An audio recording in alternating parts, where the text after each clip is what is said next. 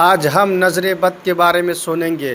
آخر بری نظر کیا ہوتی ہے اور اس سے کیسے بچا جا سکتا ہے؟ بری نظر کیا ہے اور اس سے بچنے کا صحیح طریقہ کیا ہے؟ آئیے سید امین القادری صاحب کا بیان سنتے ہیں۔ کر دوں، مائیں اور بہنیں بھی موجود ہیں، اللہ اکبر، ان سے بھی کہنا چاہتا ہوں آج ہر ایک کا مسئلہ ہے۔ مسئلہ کیا ہے؟ مسئلہ یہ ہے کہ کسی نے کچھ کر دیا،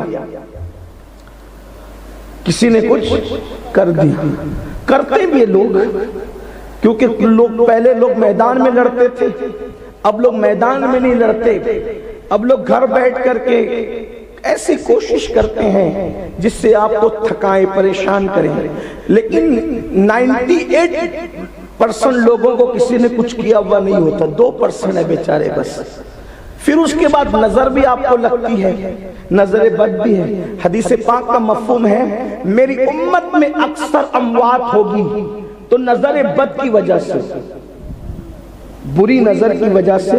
جادو اتنا خطرناک نہیں ہوتا جتنا نظر بد خطرناک ہوتی۔ بزرگوں نے فرمایا نظر بد اگر پتھر کو لگے تو پتھر کو توڑ دے، جانور کو لگے تو جانور ہانڈی میں چلا جائے، انسان کو لگے تو انسان قبر میں چلا جائے۔ نظر بد کا بڑا خطرناک اثر ہے۔ اب اگر آپ کو خطرہ ہے کوئی جادو کرے گا، آپ کو خطرہ ہے نظر لگ جائے گی، آپ کو خطرہ ہے کچھ ہو جائے گا، آسان طریقہ سب سے بچنے کا اللہ کے رسول علیہ السلام فرماتے ہیں، توجہ کرنا، یہ میرے نبی کا فرمان ہے، فرمایا جو باوضو رہتا ہے وہ اللہ کے قلعے میں محفوظ ہو جاتا ہے، جو باوضو ہوگا وہ اللہ کے قلعے میں محفوظ ہوگا۔ اب آپ مجھے بتائیں جو بادشاہ کے قلعے میں محفوظ ہو اس پر دشمن حملہ نہیں کر سکتا، اور اگر کرے تو کامیاب نہیں ہو سکتا، جو میرے اللہ کے قلعے میں محفوظ ہو اس پر کسی کا وار کیسے چل سکتا ہے، کسی کا حملہ کیسے کر سکتا ہے؟ اللہ اکبر۔ لیکن بات اتنی ہے ڈاکٹر کچھ کہے عمل کریں گے، حکیم کچھ کہے عمل کریں گے، ایرا گہرا نتو خیرا کچھ کرے عمل کریں گے، لیکن رسول اللہ نے فرمایا اس پر ایک کان بھی نہیں دھریں گے، ایک لمحے کے لیے توجہ نہیں کریں گے۔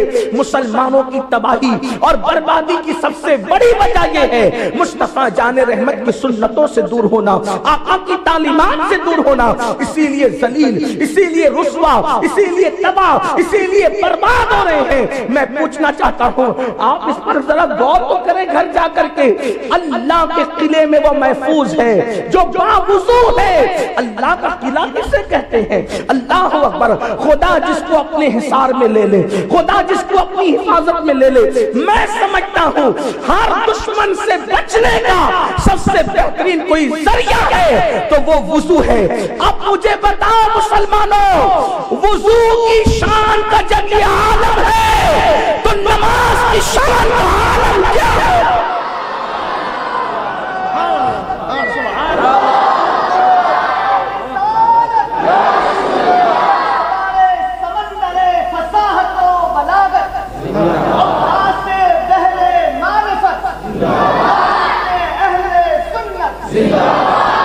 اللہ کے رسول علیہ السلام فرماتے ہیں وضو نماز کی کنجی ہے، کنجی، چابی۔